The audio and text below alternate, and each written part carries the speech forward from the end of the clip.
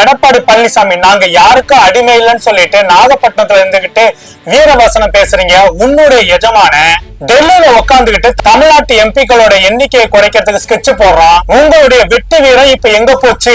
மக்கள் தொகையை சிறப்பாக கட்டுப்படுத்தினதுக்கு தமிழ்நாட்டுக்கு நரேந்திரா தலைமையிலான ஒன்றிய பாஜக அரசு கொடுக்கிறது பரிசு இல்லைங்க, தண்டனை. குடும்ப கட்டுப்பாட்டு திட்டத்தை ஒழுங்கா செயல்படுத்தினவனுக்கு தண்டனை, அதை கண்டுக்காம போனவனுங்களுக்கு இப்ப பரிசு. இதுதான் பாஜக RSS நரேந்திராவுடைய புதிய இந்தியா. பிஜேபிக்கு உண்மையிலே தமிழ்நாடு தேவையே இல்லைங்க, அவங்களுக்கு தேவை உத்தரப்பிரதேசமும் பீகாரும் தான். அதனாலதான் தமிழ்நாட்டுடைய குரல்கள் எந்த இடத்துல தீவிரமா நாடாளுமன்றத்தை ஒழிக்க கூடாதுன்ட்டு தமிழ்நாட்டு பிரதிநிதித்துவத்தை டம்மியாக்க பாக்குறாங்க. ஆனாலும் இங்க இருக்கக்கூடிய சில அடிமை தெய்வீக புருஷர்கள் அந்த டெல்லி தலைமையோட கால்களை நக்கி பொழைச்சிட்டு இருக்காங்க. இந்த செய்தியை குறித்து வீடியோ முழுசா பார்க்க போறோம். மறக்காம மை சென்னை 360 சேனலை சப்ஸ்கிரைப் செய்தோடு உங்களுடைய கருத்துக்களை கமெண்ட் செக்ஷன்ல தெரிவிக்க மறக்காதீங்க தோழர்களே.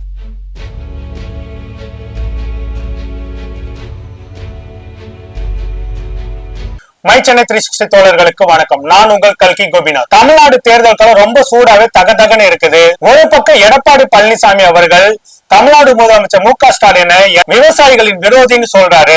இன்னொரு பக்கம் டெல்லியில நம்ம தமிழ்நாட்டோட தலையெழுத்தையும் மாத்தி எழுதக்கூடிய டீலிமிட்டேஷன் வேலையை நரேந்திர அரசு கனகச்சிதமா செஞ்சுட்டு இருக்குது. இந்த ரெண்டுக்கும் நடுவுல ஒரு பெரிய லிங்கே இருக்குது. தமிழ்நாட்டை தாரவாக்க ஒரு பெரிய கும்பல் ரெடியா இருக்கு. அததான் இப்ப டீடைல்டா பார்க்க போறோம். எடப்பாடி பழனிசாமி சொல்றாரு அதிமுக தொண்டன் யாருக்கும் அடிமை இல்லைன்னு. மிஸ்டர் எடப்பாடி பழனிசாமி உண்மைதான், அதிமுக தொண்டன் யாருக்கு அடிமை இல்லை. ஆனா நீங்க யாருக்கு அடிமை?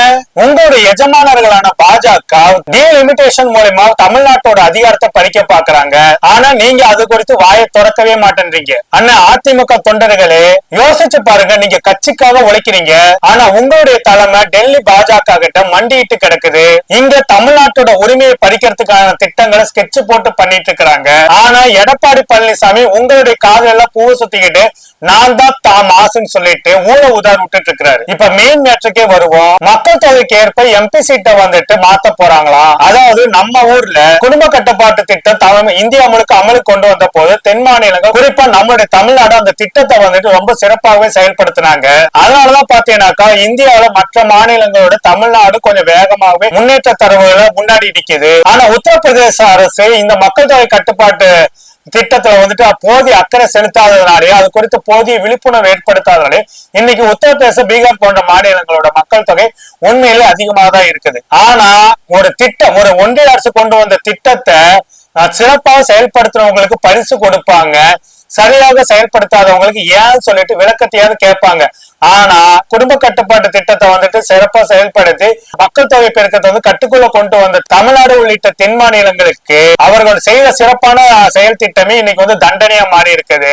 ஆனா உத்தரப்பிரதேச மாநில அரசுகள் பாத்தீங்கன்னாக்கா அந்த திட்டங்களை கிடப்புல போட்டதுனால இன்னைக்கு அவங்களுக்கு எம்பிக்களுடைய ஒதுக்கீட்டுல பரிசா கிடைக்க போகுது. உண்மை சொன்னாக்கா சிறப்பா செயல்பட்ட நமக்கு தண்டனையும், தப்பா செயல்பட்ட அவங்களுக்கு பரிசும் கொடுக்க போறது ஒன்றிய பாஜக அரசு. இது வெறும் எம்பி சீட்டு கணக்குன்னு மட்டும் பார்க்க கூடாதுங்க. இது ஒரு பெரிய அரசியல் சூதாட்டமும் இருக்குது. இதோட உண்மையான முகத்தை வீடியோட எண்டில பார்க்க போறோம். 33% மகளிர் இடஒதுக்கீடு சொல்லிக்கிட்டு டீலிமிட்டேஷன் அது கூட சேர்த்து திணிக்க போறாங்க. இது எப்படி இருக்குனாக்கா அல்வா தரேன்னு சொல்லி வாயை திறக்க வச்சு, இது எப்படி இருக்குன்னா அல்வா தரேன்னு சொல்லி வாயை பொத்துற கணக்குதான். இதுல பாஜகவோட ஆசைப்படி 2029க்குள்ள ஒரே நாடு ஒரே தேர்தல் முறை அமல்படுத்திட்டாங்கன்னா அப்புறம் மாநிலங்களோட உரிமையை கேட்கக்கூடிய மாநில கட்சிகளே இருக்காது. எல்லாத்துக்குமே இங்க டெல்லி சொல்றதா சட்டமா இருக்கும். ஆனா பாஜக சங்கிகளே எங்களுக்கு தமிழ் தான் பிடிக்கும், தமிழ்நாடு தான் பிடிக்கும் அப்படின்னு சொல்லிக்கிட்டு திரியுறீங்களே.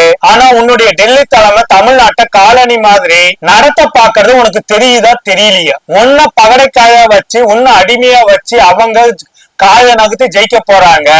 பாதிக்கப்பட போறது நாளைக்கு உன்னுடைய வாரிசுகள் தான். இப்ப அந்த ரகசியம் என்னன்றத சொல்றேன். இந்த டீலிமிட்டேஷன் இப்ப வந்ததுனாக்கா வட மாநிலங்களுக்கு 120 சீட்டுகள் அதிகமா கிடைக்கும். தமிழ்நாட்டுக்கு பாத்தீங்கன்னாக்கா ஏற்கனவே இருக்க 39+1 40ஓடு சேர்த்து இன்னும் 20 சீட்டுகள் தான் கிடைக்கும். அப்புறம் பிஜேபி எதுக்குங்க தமிழ்நாட்டை பத்தி இல்ல தென்னிந்தியாவை பத்தி கவலைப்படணும்? நீங்க எத்தனை வாட்டு வேணா பாசிச பாஜக நாடாளுமன்றத்துல கத்துனாலும் அவங்களுக்கு உங்க ஓட்டே தேவையில்லை. எப்படி இப்ப வடகிழக்கு மாநிலங்கள் கண்டுகொள்ளாம இருக்கிறாங்களோ அதே போலதான் நாளைக்கு தென் மாநிலங்களை ஒன்றியத்தை ஆளக்கூடிய எந்த அரசா இருந்தாலும் கண்டுக்காம போகக்கூடிய சூழல் ஏற்பட்டுரும். வடக்க ஜெயிச்சா போதும், இந்தியாவே ஆளலாம் நிலைமையை உருவாக்கிடுவாங்க. இதுல ஒரு முக்கியமான ட்விஸ்ட், இந்த திட்டத்தோட பின்னணியில பாஜகவின் தலைமை பீடமான RSS உடைய 100 ஆண்டுகள் அஜெண்டா இருக்குது. 2029 அவங்களுடைய திட்டப்படியே மதசார்பற்ற இந்திய குடியரசின் அடையாளமே தெரியாம மாறப்போகுது. இதுக்கு அமராவதியை காட்டி ஆந்திராவையும், அடிமைத்தனத்தை காட்டி எடப்பாடி பழனிசாமியையும் வளைச்சிட்டாங்க. இனி இங்க எதிர்க்கவே குரல் இருக்காதுன்னு நினைக்கிறாங்க. ஆனா தமிழ்நாட்டுல முத்துவேல் கருணாநிதி ஸ்டாலின் அப்படின்ற ஒரு திராவிட மாடல் நாயகன் இருக்கான்றத இவங்களுக்கு தொடர்ந்து வந்துட்டு புரிய வைக்க வேண்டி இருக்குது. இவர் எழுப்புற குரல் இந்தியா முழுக்க அதை எப்படி எல்லாம் எதிரொலிக்கும்ன்றது கடந்த காலங்களை பார்த்ததுக்கு அப்புறமேட்டும் தொடர்ந்து இந்த வேலைகளை செஞ்சுக்கிட்டே இருக்காங்க, தங்களுக்கு இருக்கக்கூடிய முரட்டுத்தனமான அசுரபாலத்தை நம்பிக்கிட்டு. இது வந்துட்டு ஏதோ எம்பிகளுக்கான சண்டைன்னு நம்ம நினைக்கவே கூடாதுங்க. ஏற்கனவே ரேஷன் அரிசியில இருந்துட்டு GST வரைக்கும் இன்னைக்கு நெல் கொள்முதல் விலையில இருந்துட்டு கரும்பு விவசாயம் எல்லாத்துக்கும் பாத்தீங்கன்னாக்கா தமிழ்நாடு அரசு கொடுக்கக்கூடிய ஊக்கத்தொகையை வந்து நிறுத்தணும்னு சொல்லிட்டு நிர்மலா சீதாராமன் டிமாண்ட் பண்றாங்க. அப்படி டிமாண்ட் பண்ணிட்டு முதல்வர் ஸ்டாலின் அவர்கள் சொன்னதுக்கு அப்புறமேட்டு, அதை எடுத்து சொன்னதுக்கு அப்புறமேட்டு ஐயோ நாங்க அப்படியெல்லாம் சொல்லலன்றாங்க. ஆனா அவங்க கொடுத்த லெட்டர் ஹெட்லயே எல்லாம் வெளிப்படையா தெரியுது. நெல்லுக்கான ஊக்கத்தொகையையும் கரும்புக்கான ஊக்கத்தொகையும் நிறுத்த சொல்லி ஒன்றிய பாஜக அரசு நிர்மலா சீதாராமன் மூலியமா எல்லா வேலைகளும் செஞ்சுட்டு இருக்காங்கன்றது. இப்படி எல்லா முடிவுகளையும் டெல்லியே எடுத்தாக்கா மக்களாகிய நம்மளால மட்டும் இல்லையா, நம்மளுடைய மக்கள் பிரதிநிதியாக நம்ம நாடாளுமன்றத்துக்கு அனுப்புறவங்கள கூட ஒரு கேள்வி எழுப்ப முடியாத சூழல் ஏற்பட்டுடும். ஏற்கனவே வடகிழக்கு மாநிலங்களுக்கு நான் ஏற்கனவே சொல்லது போல இதே போன்ற நிலைமை இருக்கிறதுனாலதான் அங்க மிகப்பெரிய துச்சாதனத்தனங்கள் நடந்தாலும் நாடாளுமன்றத்துக்கு கேள்வி எழுப்புவதற்கோ இல்ல ஒன்றிய பிரதமர் நரேந்திராவோ அமித்ஷாவோ அதை கொடுத்து வாயை திறக்காம அவர்களுடைய திமிர்த்தனத்தை காட்டுவதற்கான ஏதுவா இருக்கும். அது போன்ற நிலைமைகள் நாளை தென் மாநிலங்களுக்கு ஏற்படும். அது போன்ற துச்சாதனத்தனங்கள் தென் மாநிலங்களோட நுழைவாயில கூட எட்டக்கூடாதுனாக்கா இந்த டீலிமிட்டேஷனை ஒட்டுமொத்த தென் மாநிலங்களும் ஒருங்கிணைந்து எதிர்க்க வேண்டிய அவசியம் இருக்குது. கடைசியா ஒண்ணு சொல்லிக்கிறேன், இந்த தேர்தல் வந்துட்டு ஸ்டாலின் வெர்சஸ் எடப்பாடி பழனிசாமின்னு இல்ல, இந்த தேர்தல் தமிழ்நாட்டுக்கான உரிமை போர். எடப்பாடி பழனிசாமி அவர்களை நான் தான் விவசாயின்னு சொல்லிட்டு நீங்க வந்துட்டு அரசியல் பண்ணலாம். கர்நாடக துணை முதலமைச்சரை கூட்டிட்டு வந்துட்டு இங்க வந்துட்டு மேடையில பேசுறீங்க, விவசாயிகள் துரோகம் பண்றீங்களே, மேகதாது அணையை வந்துட்டு கட்டியும் தீர்வுன்னு சொல்லக்கூடிய கர்நாடக துணை முதலமைச்சரை கூட்டிட்டு வந்து நீங்க பேசுறீங்கன்னு சொல்லி கேட்கிற எடப்பாடி பழனிசாமி அவர்களே, கர்நாடகாவில் இருக்கக்கூடிய ஒரு பிஜேபி தலைவராவது மேகதாது அணையை வந்துட்டு கட்டக்கூடாதுன்னு சொல்றதுக்கு உங்களுக்கு தானே இருக்குதா? இது ஒண்ணு இல்ல, ஒன்றிய பிரதமர் நரேந்திராவை தமிழ்நாட்டுக்குள்ள கூட்டிட்டு வந்து கர்நாடகா மேகதாது அணைய கட்டக்கூடாதுன்னு சொல்ல வைக்கிறது உங்களுக்கு ஆளுமை இருக்குதா? எடப்பாடி பழனிசாமி ஒன்றிய பிரதமர் நரேந்திரா அப்படி சொல்ல வைக்கிறதுக்கு உங்களுக்கு ஆளுமை இருக்குதா? அப்படி எந்த ஒரு ஆளுமே இல்லாத அடிமை ஆமையாக இருக்கக்கூடிய நீங்கள் இதையெல்லாம் பேசுவதற்கு எந்த ஒரு அருகதையும் கிடையாது.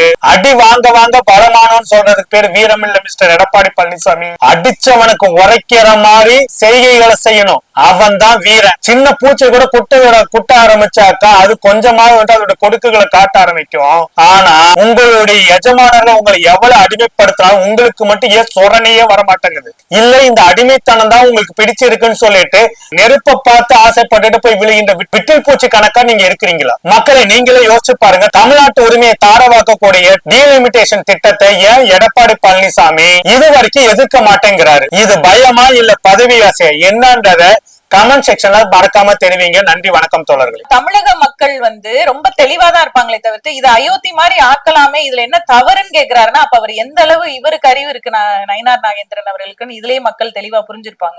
அப்ப நீங்க என்ன சொல்ல வரீங்க? நேரடியா நாங்க அப்படிதான் பண்ணுவோம், நாங்க பிஜேபியை உள்ள நுழைக்கிறதுக்கு RSS மூலமா எல்லா காரியங்களையும் நாங்க இதெல்லாம் வந்து ஒரு சின்ன சின்ன சின்ன விஷயங்கள் அப்படியே குட்டி குட்டியா அரிச்சு அப்படியே பெரிய பூதாகரமா ஆக்கி அதுல ஒரு சந்தோஷப்படுறதுதான் பிஜேபியோட நோக்கம். என்னன்னா தமிழக மக்களுடைய நிம்மதியை கெடுக்கும்.